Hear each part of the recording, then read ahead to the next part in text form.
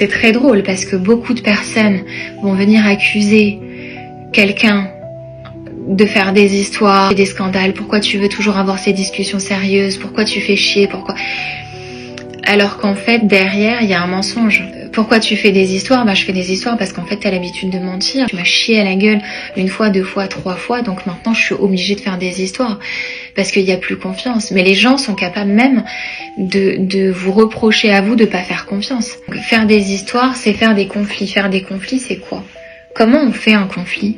Faire des histoires, c'est faire une demande. Donc c'est avoir un besoin, faire une demande par rapport à son besoin, c'est faire des histoires.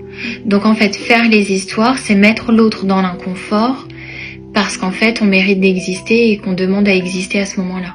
Donc si on vous reproche de faire des histoires, quelque part un petit peu, on vous reproche d'exister. Ça, c'est de leur responsabilité, c'est leur supposition, c'est leur interprétation. Ce qui devient après votre responsabilité, c'est de donner du crédit à ça. Vous finissez par croire de vous que vous êtes une personne qui crée des histoires.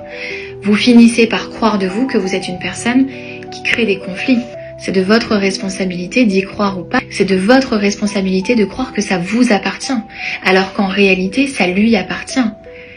Si on vous dit que vous faites des histoires parce que vous avez un besoin, parce que vous existez, vous êtes humaine, vous êtes vivante, donc vous avez des besoins, vous faites la demande, parce que il faut savoir s'apporter à soi-même. Si on est juste dans l'attente que l'autre fasse et que l'autre devine, ça n'arrivera jamais. Vous êtes un être humain. Vous êtes donc un être vivant. Comme tout être vivant, vous avez des besoins. Quand vous allez commencer à vous dire « j'existe », je dois répondre moi-même à mes besoins parce que l'autre ne peut pas deviner quels sont mes besoins, surtout au niveau psychologique, au niveau philosophique, etc. Donc, je vais faire une demande. Quand je fais une demande, je viens dire à l'autre « j'existe, prends soin de moi ». Tu dois prendre soin de moi. D'accord ? Cette personne-là, si pendant longtemps, pendant des années, vous n'avez pas cherché à exister, pendant des années, vous n'avez pas cherché à manifester vos besoins, ça a été super confortable pour l'autre. D'ailleurs, le confort, la base dans votre relation, c'est j'existe moi et elle me dérange pas. Elle me demande rien. Moi. Il n'est question que de moi. Je suis la seule vraiment à exister dans notre relation. Et un jour, vous arrivez et vous me dites, excuse-moi, en fait, j'ai des besoins. J'ai des besoins, donc ça va passer par une discussion, ça va passer par mettre en mots, parce que je ne peux pas deviner. D'accord ? Donc quand vous allez mettre les mots de, j'ai besoin que tu m'écoutes. J'ai besoin que tu te poses pendant 1 heure et que tu écoutes ce que j'ai à te dire. Ok, elle fait chier parce que d'habitude c'est moi qui ai été écoutée. Donc ça va me mettre dans l'inconfort.